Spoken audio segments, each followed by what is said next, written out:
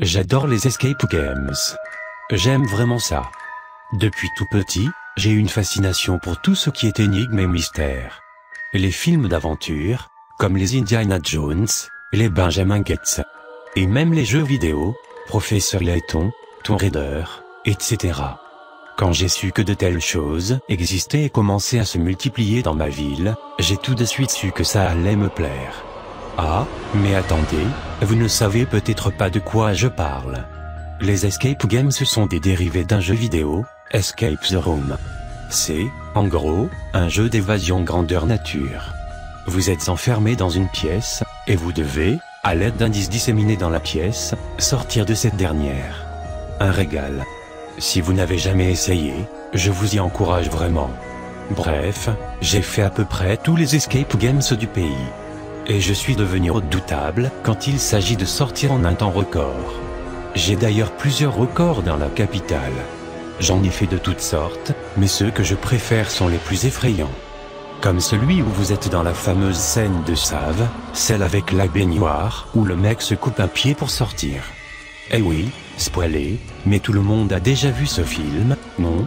Ou encore celui où vous êtes dans un appartement hanté, et où vous devez deviner le nom du tueur de l'histoire pour pouvoir sortir.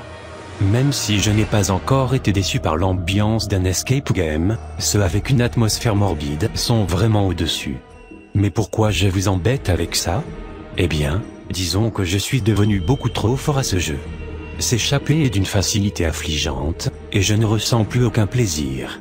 Je regrette les premières fois, quand je découvrais ces pièces, avec mes enfants, et que j'échouais quelquefois.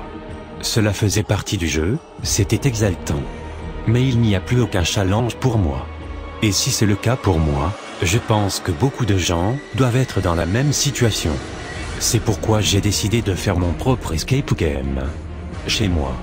Le plus difficile du pays. Croyez-moi sur parole. J'ai une cave qui ne servait pratiquement à rien, et je l'ai vidée, et j'ai pu commencer à bricoler. Comme je vous ai dit, je préfère les ambiances glauques. Alors le thème était tout de suite choisi, ce serait le repère d'un tueur sanguinaire. Du sang un peu partout, des cadavres à moitié découpés, des cris de douleur mêlés à une musique angoissante. Cerise sur le gâteau, le corps d'une femme crucifiée. Plus vrai que nature. Il paraîtrait même qu'elle vous donne des indices, si vous lui demandez gentiment. Mais je n'en dis pas plus pour ne pas vous gâcher la surprise. Pas convaincu ? Vous pensez encore qu'il n'y a aucun challenge, comme tous les autres ? Je vous assure que vous y trouverez la difficulté que vous attendez. Après tout, mes enfants y sont depuis 4 semaines et n'ont toujours pas réussi à sortir. Alors, vous êtes partant ?